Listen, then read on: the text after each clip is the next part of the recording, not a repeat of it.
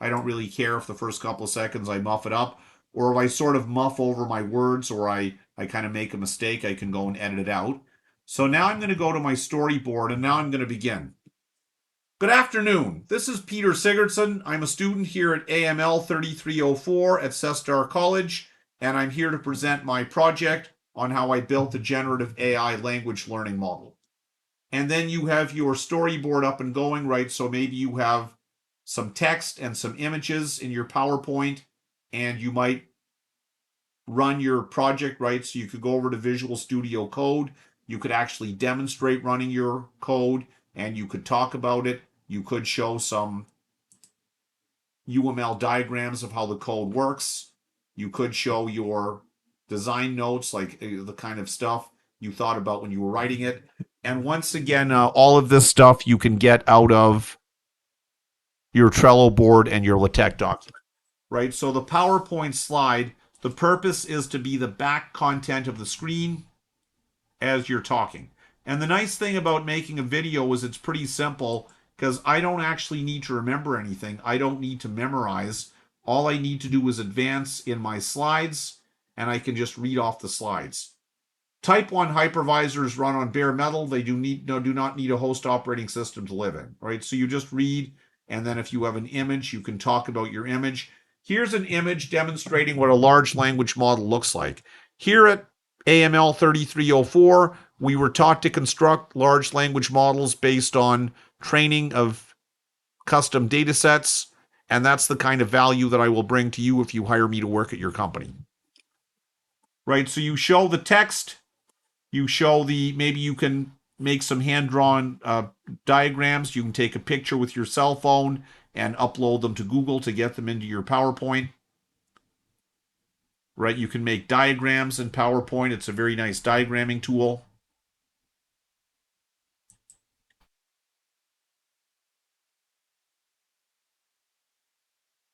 So I'm not going to spend time developing a complete diagram now. I'll just show you this is something you could do.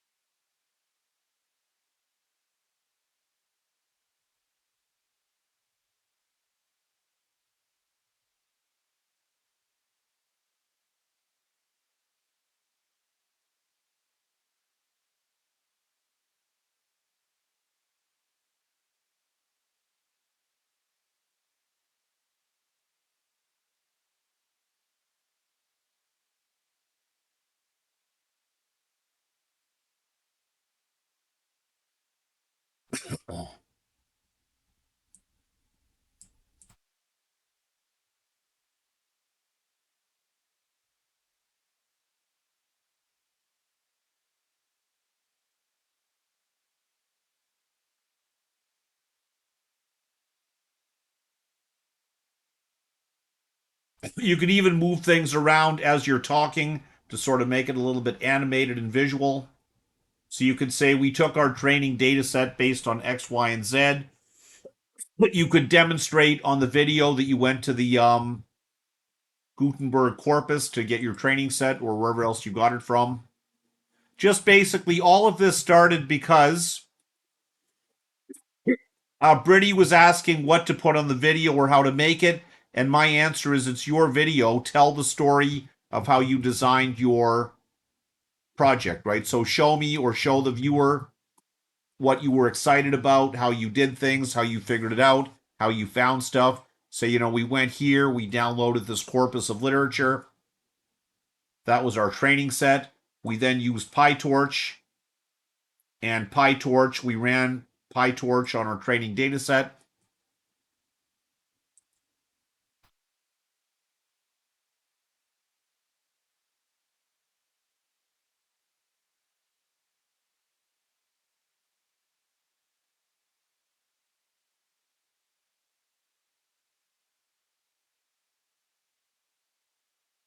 And then that did the activity called Bayesian training.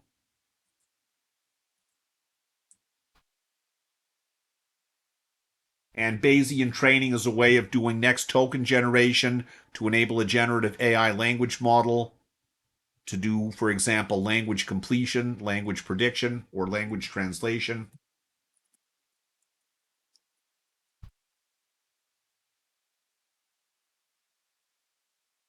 Right, you can dress up the kind of visual appearance of it if you've got 4 team members. Maybe you get a couple of them working on your graphics and a couple of them working on writing your training content.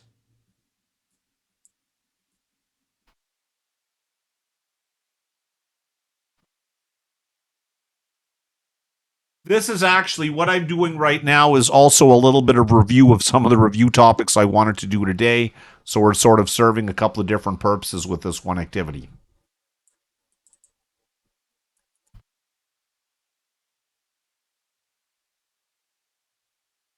So the output of the PyTorch training process, which remember uses Bayesian training methods.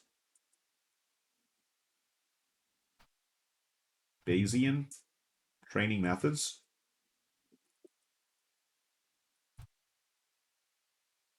is a tensor. It's a data file, a data structure called a tensor. And the tensor file is the thing we deploy, we put up on to a production server, and then our users come and hit into it to make use of our large language model.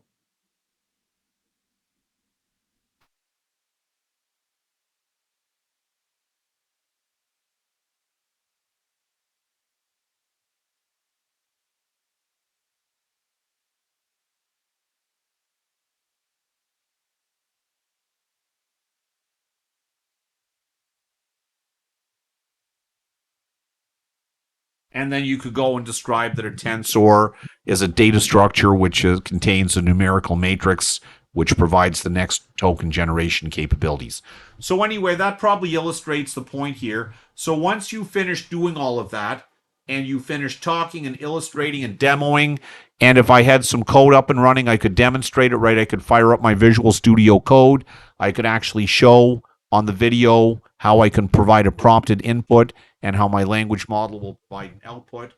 And then when I'm done all of that, I'm going to stop my video.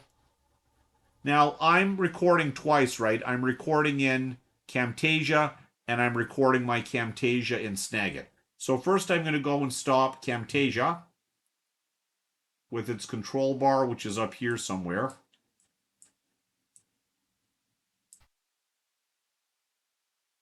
It's down here. So I'm going to press on pause and then stop.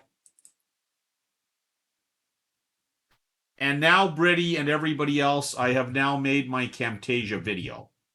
So I could go now and edit the video, right? So if I had some little messy stuff at the beginning, maybe when I was getting myself set up, I could go and edit that. Where's my vid? Jesus Christ, I was not recording.